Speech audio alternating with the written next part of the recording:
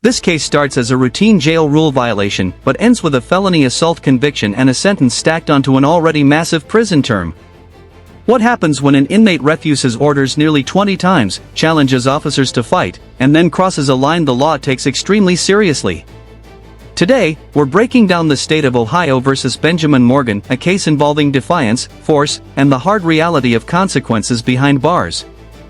Stay with us, because what unfolds in this courtroom is a masterclass in how quickly control can turn into criminal liability. The evidence in this case showed that on May 16, 2024, inmate Benjamin Morgan was out of place.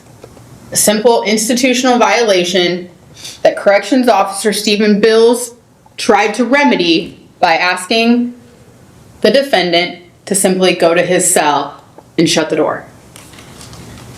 A command that the defendant refused repeatedly. Over and over and over again. Nearly 20 times, Officer Bills calmly gave the defendant a command to lock down. He refuses to do so, and so he gets hit by a short burst of OC spray, pepper spray. A signal 3 is then called.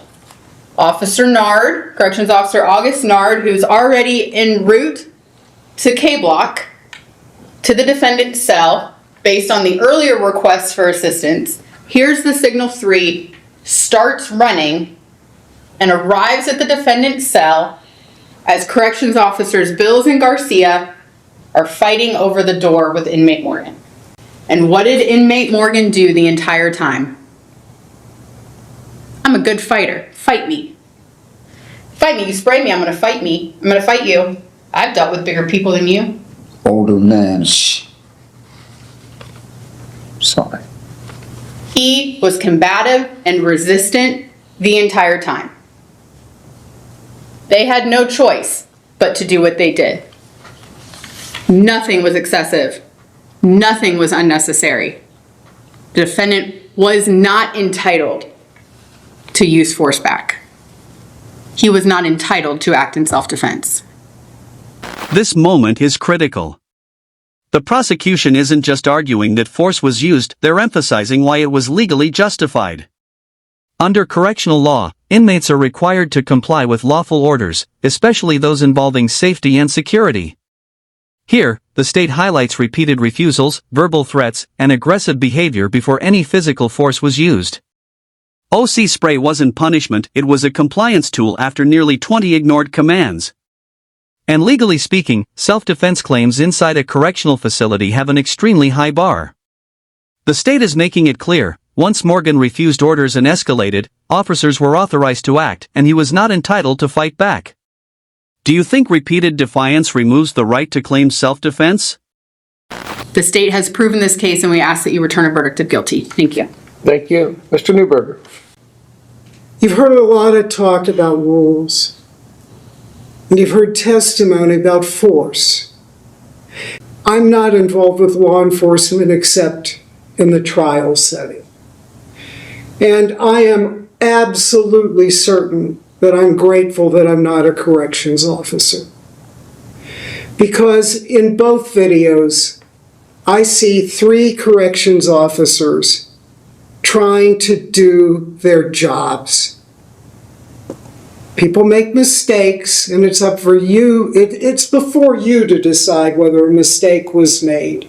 But I've got to admit, when I watched that first video, I got angry. I got angry at Mr. Morgan. It took me a little while to get past that, to look at all the evidence. And you'll have all that before you, and you've had it all before you. But I got angry. Because if my daughters had been that disrespectful to a teacher, they would have been suspended, if not expelled. And I certainly would have punished them. But it wasn't Officer August Nard's job to punish.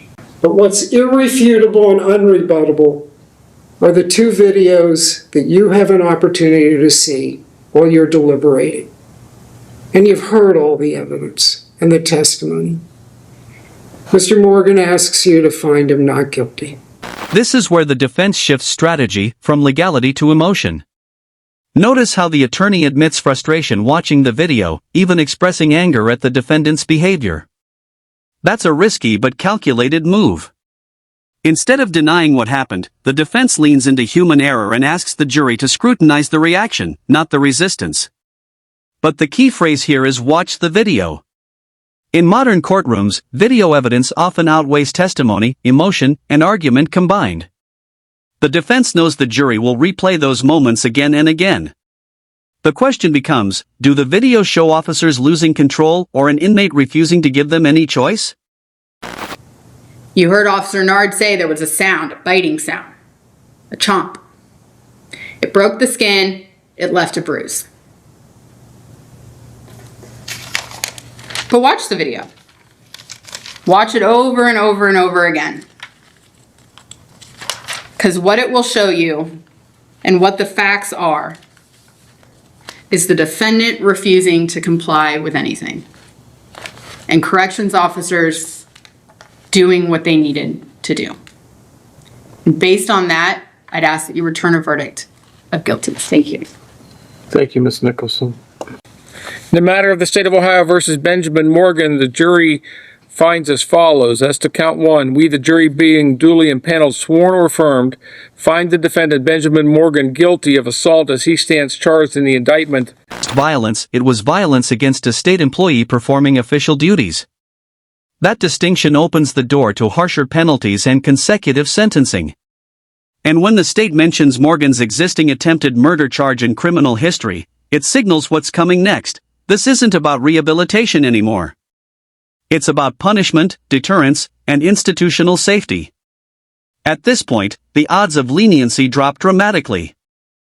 There's a second additional finding: the victim of the offense was an employee of the Department of Rehabilitation and Corrections.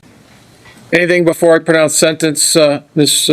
Nicholson? Your Honor, there is no input from the victims. I will note for the record that he is currently incarcerated on a charge of attempted murder out of Cuyahoga County with an out date of August of 2028 currently. He does have other records to include burglaries, robberies, aggravated assaults. The court heard the facts at trial.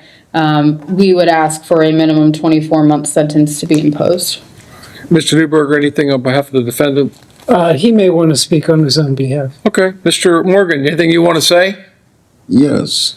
What is 24 months? 2 years. 2 years. That's a recommendation. Is there anything you want to say on your behalf? Yes, I truly wasn't. I truly wasn't trying to. That even when the incident happened, Judge, I just lost it. I was going through lots of stuff already. People were taking things of mine, and I had been going through that for a minute. When I was having stuff taken from me, I was trying to address it with the officer, and at the time, I had already just going through stuff, and the incident between me and that officer, like I said, like he said, we have never had a problem. Never had a problem. And when he came into that, and when that happened, that incident happened, I never thought that I would even would go through something like that.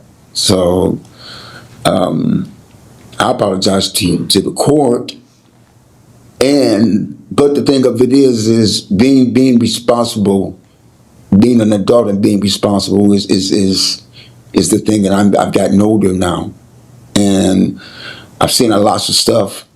So and then I'm going through a lot of stuff right now also, and I had been fighting some of the issues that I had been writing you, and that's probably was the cause of, like the young lady was saying to you earlier, when she was telling you that we had to, the first lady that was here with her family, and she was telling you how she stopped and was changing her life and seeing things, and had to lead also the same way. I'm gotten older, and been through lots of stuff as a youngster.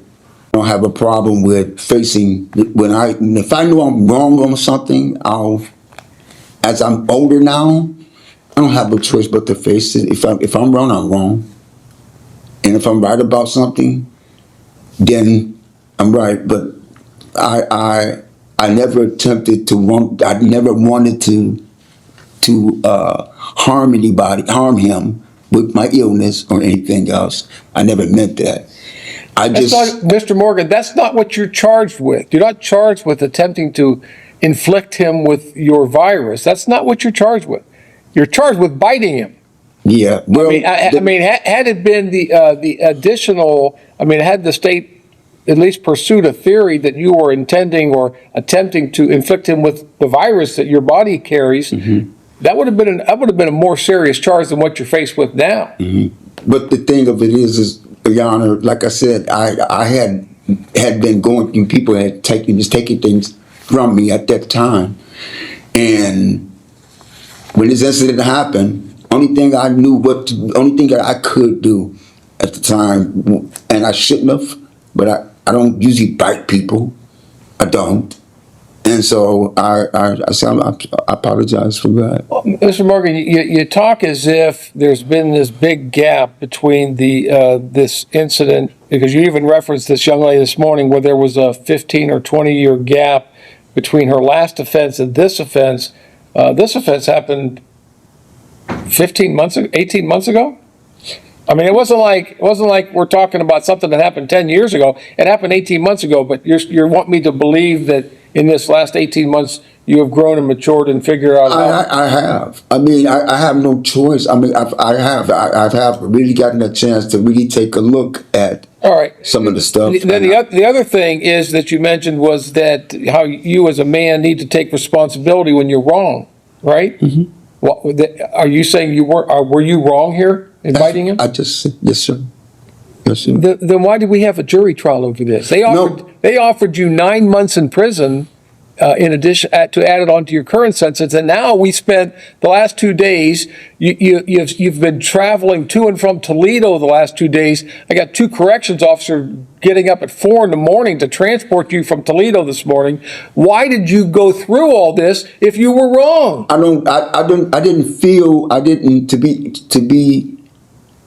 I found out by listening to all the things that